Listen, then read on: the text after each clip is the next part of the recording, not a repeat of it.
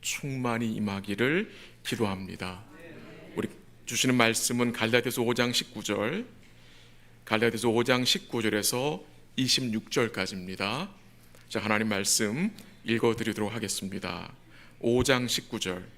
육체의 일은 분명하니 곧 음행과 더러운 것과 호색과 우상 숭배와 주술과 원수 맺는 것과 분쟁과 시기와 분냄과 당짓는 것과 분열함과 이단과 투기와 술 취함과 방탕함과 또 그와 같은 것들이라. 전에 너희에게 경계한 것 같이 경계하노니 이런 일을 하는 자들은 하나님의 나라를 유업으로 받지 못할 것이요 오직 성령의 열매는 사랑과 희락과 화평과 오래 참음과 자비와 양성과 충성과 온유와 절제니 이 같은 것을 금지할 법이 없느니라. 그리스도 예수의 사람들은 육체와 함께 그 정욕과 탐심을 십자가에 못 박았느니라. 만일 우리가 성령으로 살면 또한 성령으로 행할지니 26절 함께 합니다. 헛된 영광을 구하여 서로 노엽게 하거나 서로 투기하지 말지니라. 아멘. 목사님 나오셔서 말씀 증거하겠습니다.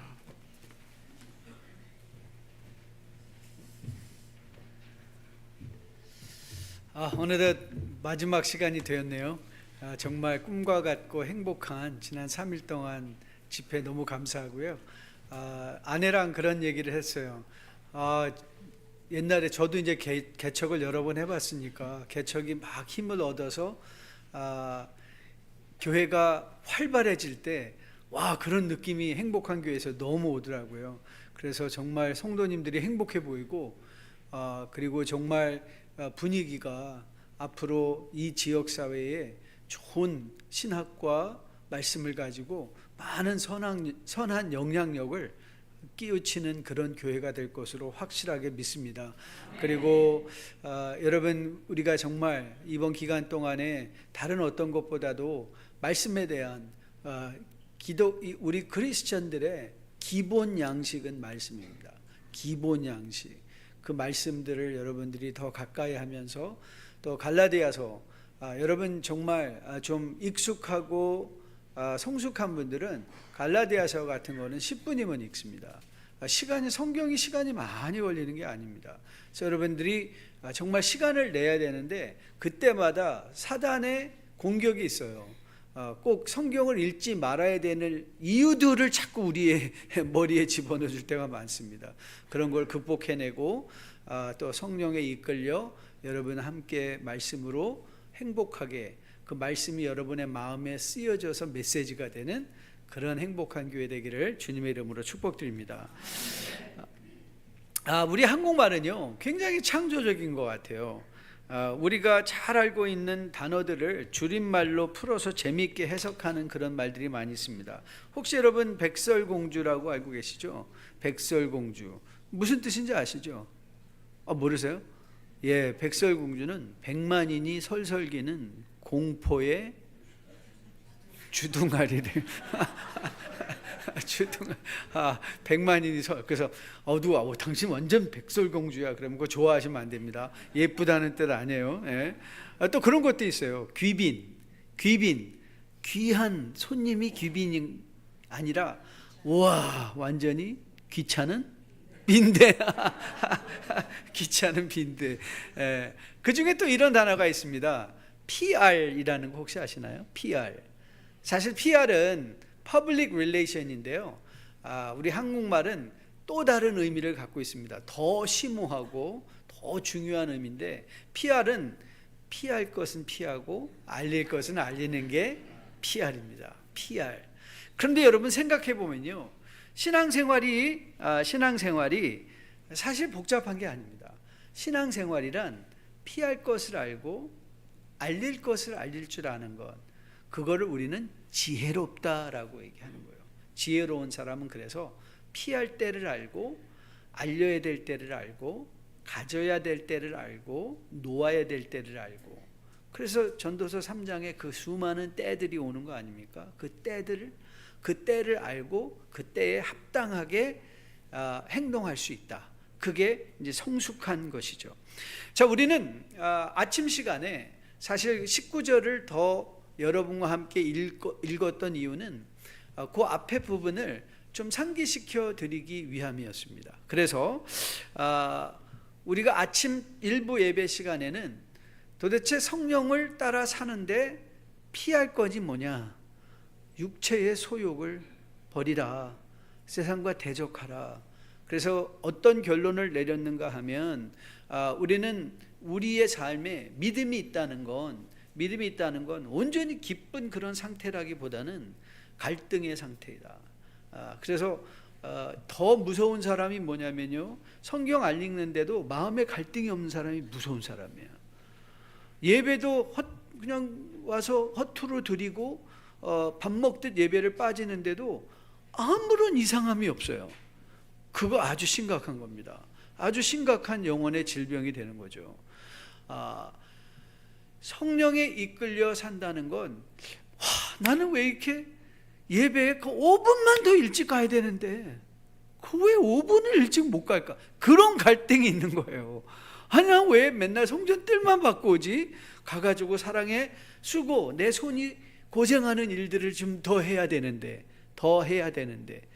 여러분, 이것이 바로 신앙생활 성령에 이끌려 그 갈등을 가지고 자기를 비하하는 것이 아니라, 고난 중에서 고난으로 자기를 비하하는 것이 아니라 오히려 그거를 성장의 도구로 삼는 것.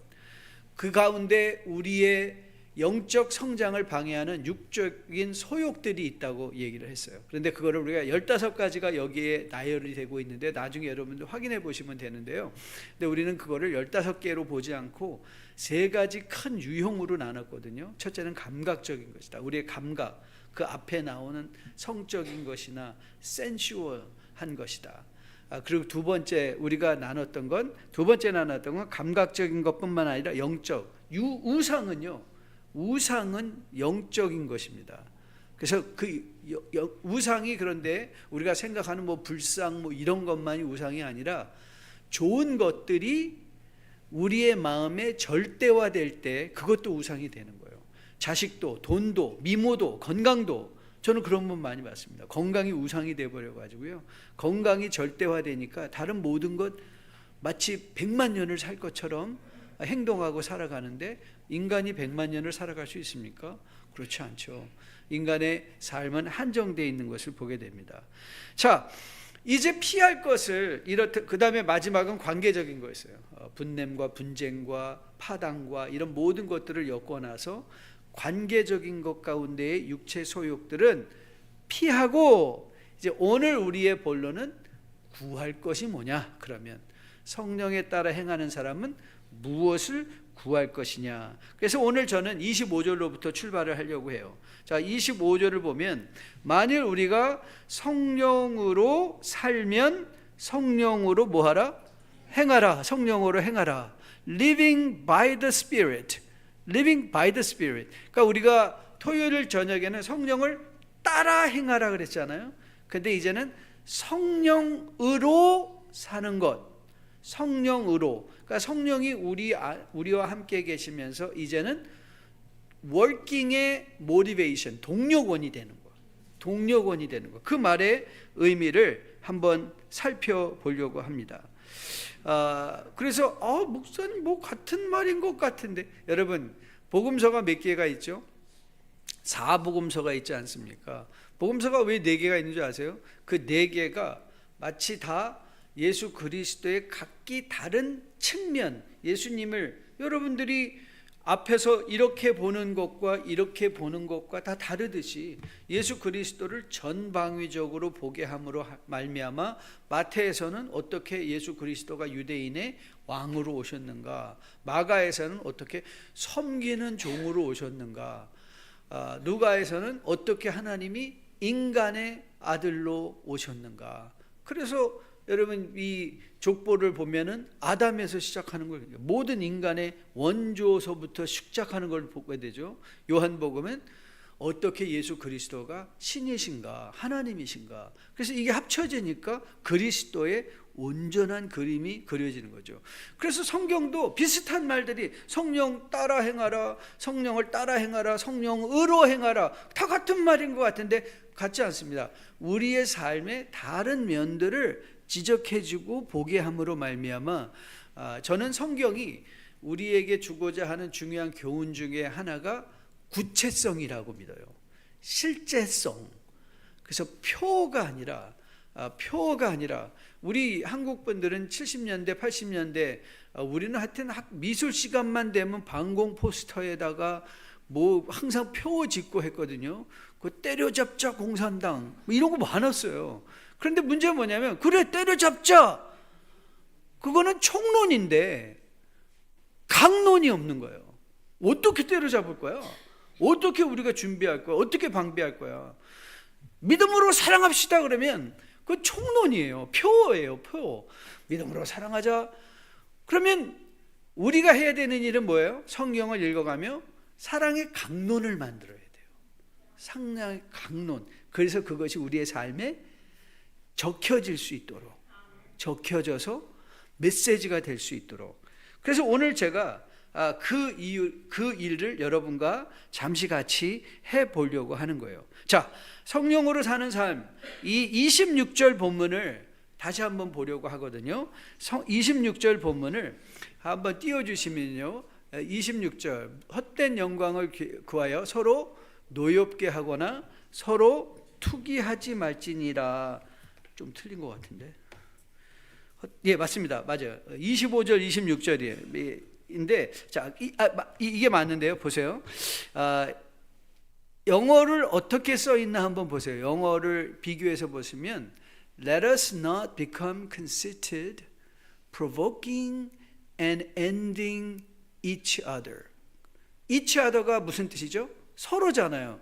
그런데 한국말 성경이, 한국말 번역이 요건 뛰어나게 잘 됐어요. 왜냐하면 헛된 영광을 구하여 뭐라고 그랬죠?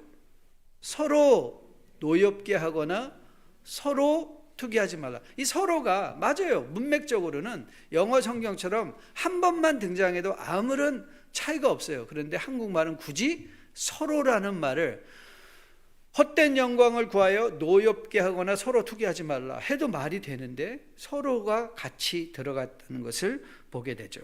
자, 그러면 바울은 25절에 성령으로 사는 삶을 26절에 헛된 영광을 위하여 공동체 안에서 서로 노엽게 하고 서로 투기하는 것을 contrasting, 대조해서 보여주고 있는 거예요. 그러니까 26절과 25절과 26절이 대조되는데, 그런데 오늘 성령으로 산다는 것에 중요한 거는 이제 스페이스 개념, 어디서 성령으로 사는 거냐, 그 말을 하는 거예요. 그래서 서로가 중요한 거예요. 서로가 의도하는 바가 뭐죠? 서로가 의도하는 바는 관계예요. relationship. 오늘 본문이 제시하는 바 그 교훈에 숨겨진 전제는 성령으로 사는 삶이, 성령으로 행하는 삶이 전개되는 공간적 영역이 사람들과의 관계 속에서 이루어진다는 거예요. 여러분, 한국말에 식구라는 게 있잖아요. 그 식구는 무슨 뜻이죠? 이건 한국말에 정말 우리 조선 사람이라고 그랬는데 정말 chosen people 같아요. chosen.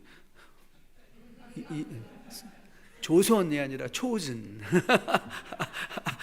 왜냐하면 이게 너무 성경적인 것들이 엄청 많단 말이에요.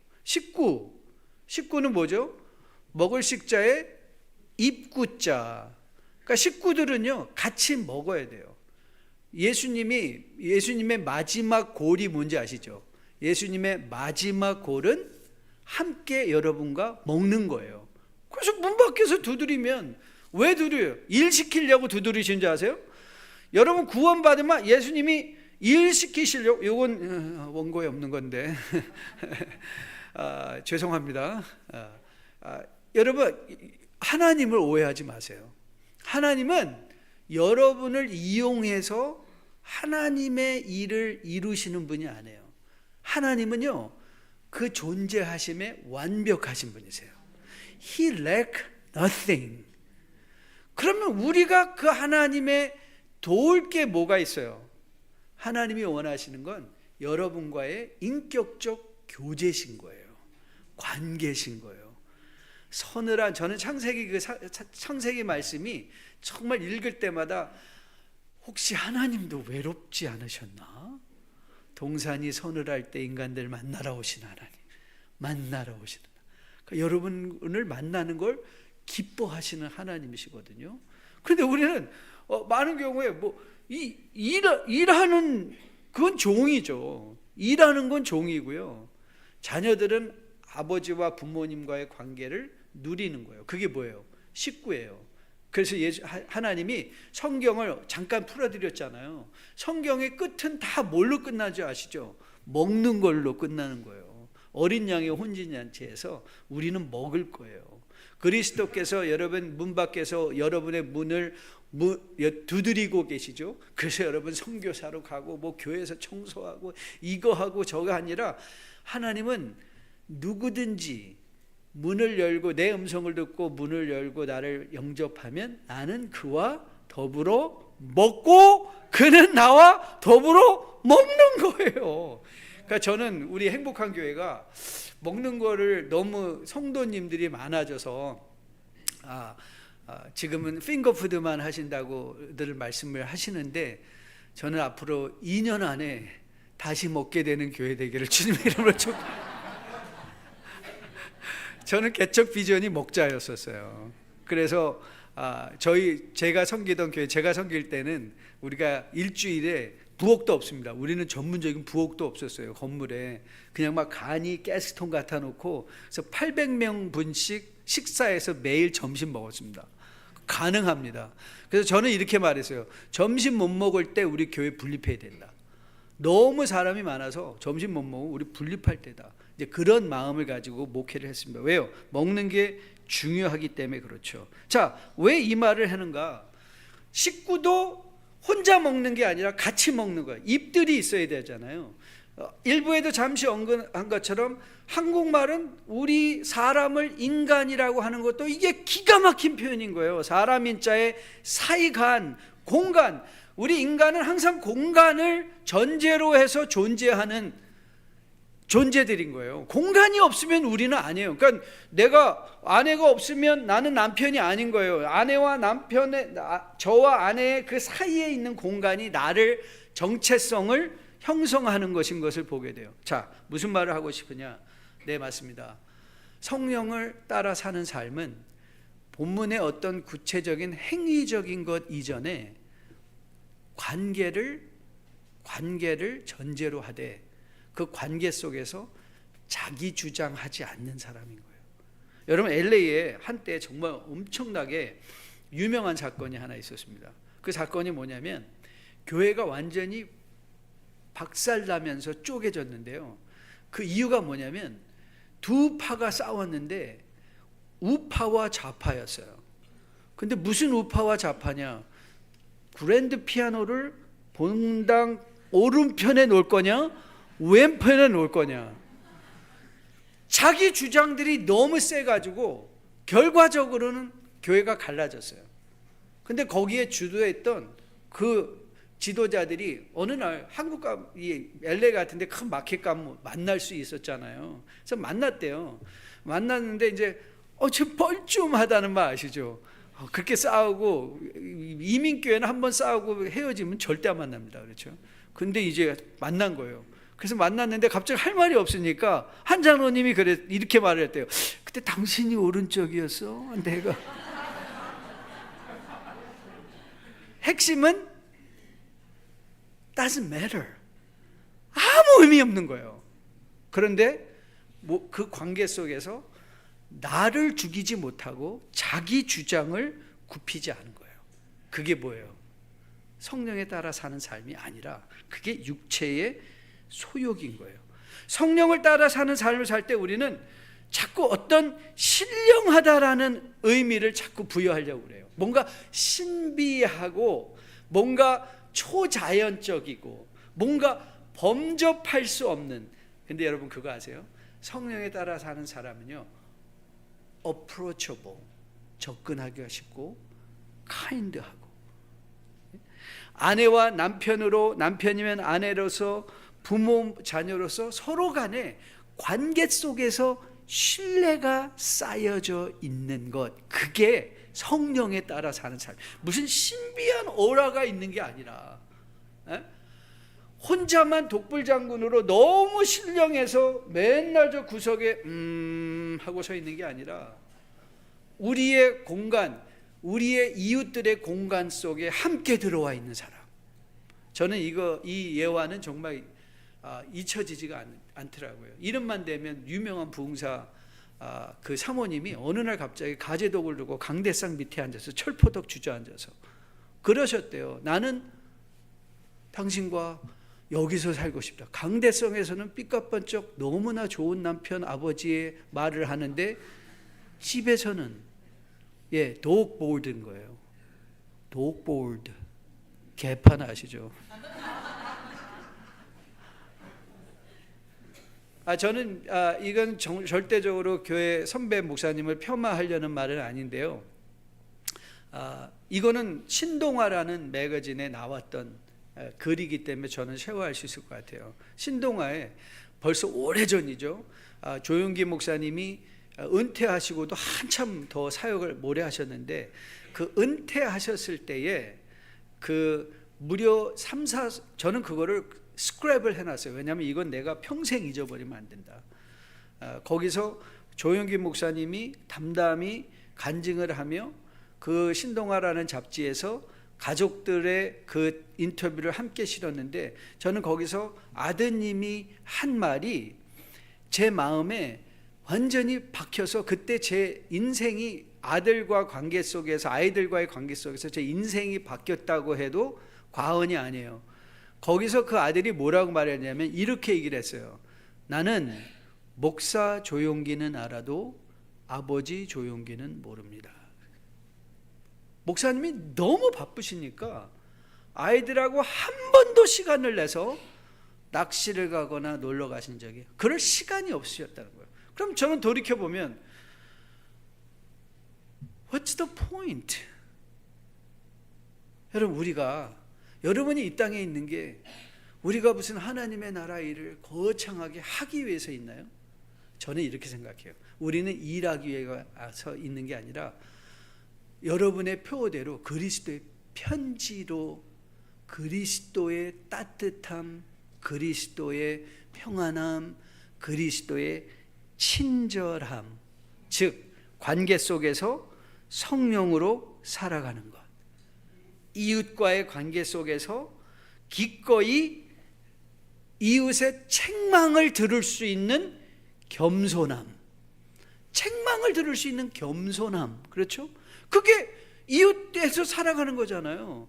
부대끼며 살아가는. 여러분, 제가 가정에서 제 가정에서 획기적으로 저는 아버지 학교를 굉장히 추종하고 아버지 학교 열심히 다녔는데요. 강사로도 열심히 다녔는데, 왜냐하면 받은 은혜가 너무 커서 다녔어요.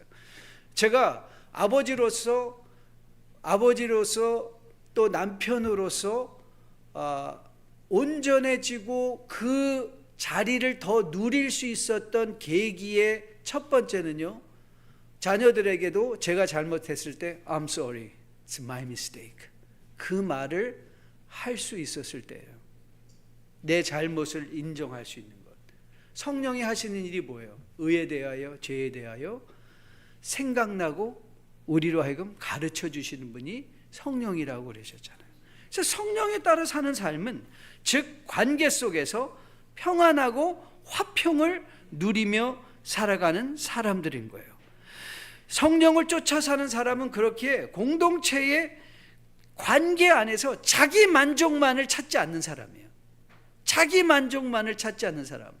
그래서 여러분, 이 콜로라도에도 한때 교회가 70, 80, 90년대 초반에 내비게이터라는 성경 공부 그룹이 엄청나게 유행한 적이 있습니다. 그런데 그 내비게이터가 저도 너무 좋아하는 디사이플십 시리즈거든요. 2-7서부터 하여튼 여러 가지 좋은 시리즈가 다 나왔는데 그거를 추종하는 사람들이 어떻게 2-7 안 한 사람은 성도도 아니다 이건. 목사님, 성도, 그래서 투세븐 안 하는 교회는 교회도 아니다라는 식으로 되면서 관계가 막 다 부서지기 시작했어요. 여러분, 성경은요, 성령은, 하나님의 말씀은 우리의 관계를 세워주는 분입니다. 관계를 부수는 건 성령의 역사일 수가 없어요. 그래서 히브리서 기자가 히브리서 12장 14절에서 이렇게 말했죠. 모든 사람과 더불어 화평함과 거룩함을 따르라.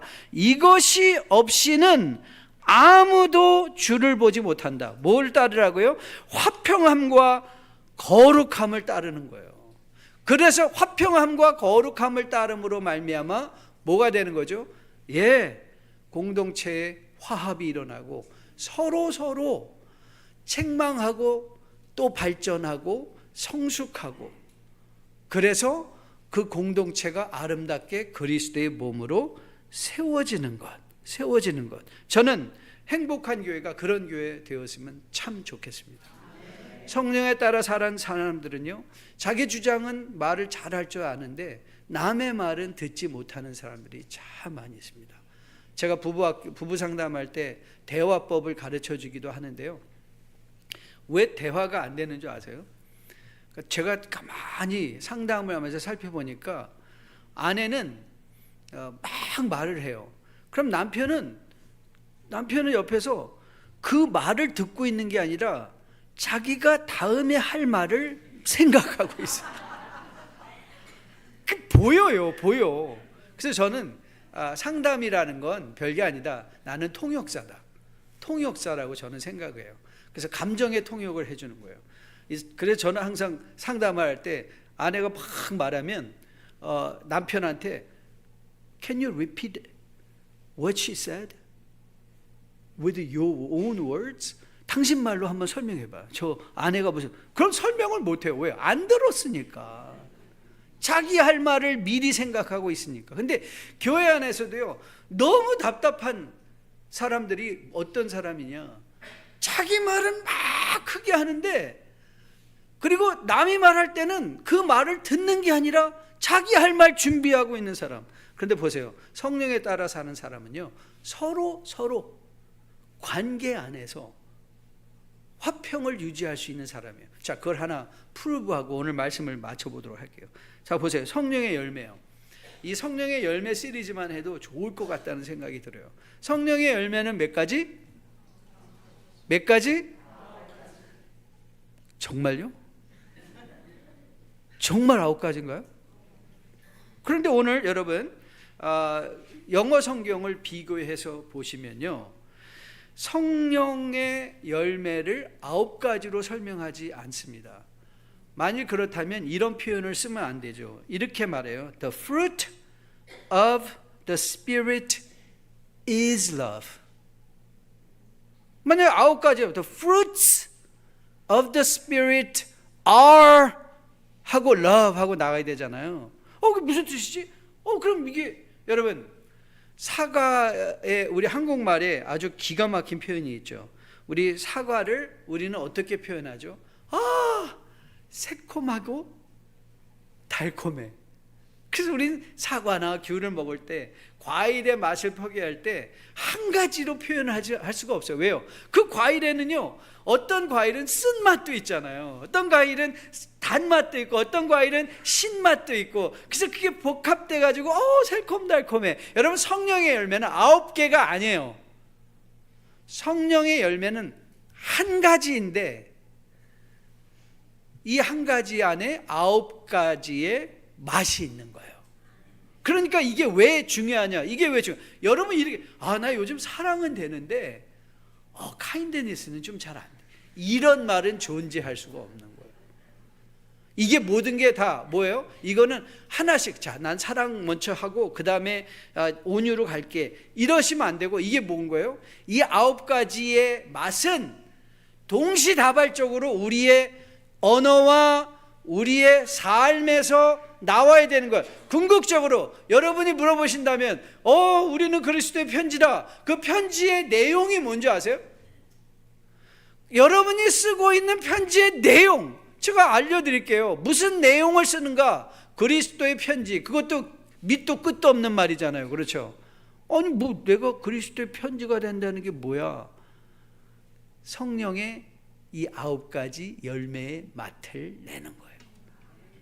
그게 여러분이 써야 될 바로 메시지인 거예요. 그렇죠? 여러분 보세요. 제가 요거를 한번 지적해 드릴게요. 이 성령의 9가지 맛들이 얼마나 관계적인가를 보시라는 거예요. 관계적인가? 여러분 사랑은요 혼자 하는 게 아니잖아요. 사랑은 대상을 꼭 필요로 하는 거 아니에요? 그러니까 사랑이라는 건 반드시 관계 안에서만 가능한 거란 말이에요. 그렇죠? 부부간에 사랑한다라고 하면서 다 자기 방식대로 하는 것, 그건 사랑이 아니에요. 사랑은 상대방의 말의 언어의 스타일에 서로가 맞춰주려고 노력하는 거예요. 그런데 그 맞춰주는 것도 쉽지 않죠. 그래서 저는 혼전 상담을 결혼시킬 청년들을 앉혀놓고 상담을 해줄 때는 항상 삼각형을 상기시켜요. 야, 너희들이 앞으로 정말 좋은 부부로 잘 살고 싶으면 남편은 아내로 하여금 예수 가장 잘 믿게 만들어. 도와줘. 예수 잘 믿게 서포트를 해줘. 아내는 남편이 예수 잘 믿도록 서포트를 해줘. 그러면 삼각형을 보세요. 밑에 두 점이 위에 꼭지점, 서로가 예수를 닮아가면 닮아갈수록 어때요? 이 아래 꼭지점의 길이가 짧아지잖아요. 궁극적으로 남편이 예수 닮고 아내가 예수 닮고 자녀들이 예수 닮으면 그 가족은 주 안에서 뭐가 되는 거예요? 하나가 되는 거예요. 하나가 되는 것. 이게 서로 이 관계 속에서 서로를 돕고 서로를 배우고 함께 걸어가는 게 뭐라고요? 그게 바로 사랑인 거예요. 보세요. 여기서 또 희락을 보세요. 조이. 이 조이는요, 이유와 대상이 있어야 돼요. 그러니까 여러분, 맨날 시도 때도 없이 막 희죽희죽거리고 다니는 사람, 와, 저 사람 참 기쁨으로 충만해. 그렇게 말 안 하고요. 미쳤나? 조이, 이 기쁨은요, 공유되는 거예요. 공유돼야 돼요. 함께. 자기만 조이고 히뜩히뜩거리면 여러분, 사람들이 오해합니다. 미친 사람이라고. 이 조이라는 것도요, 항상 관계 안에서만 가능한 거예요. 화평은 또 어때요?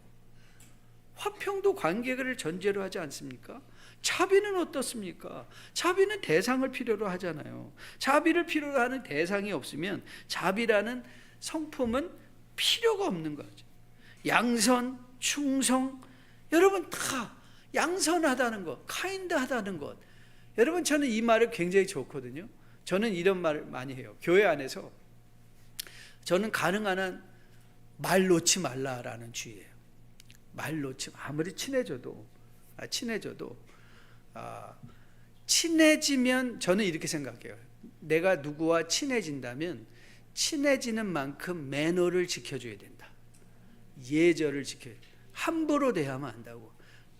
이 관계가, 그래서 이 매너를 잘 지키는 게 뭔지 아세요?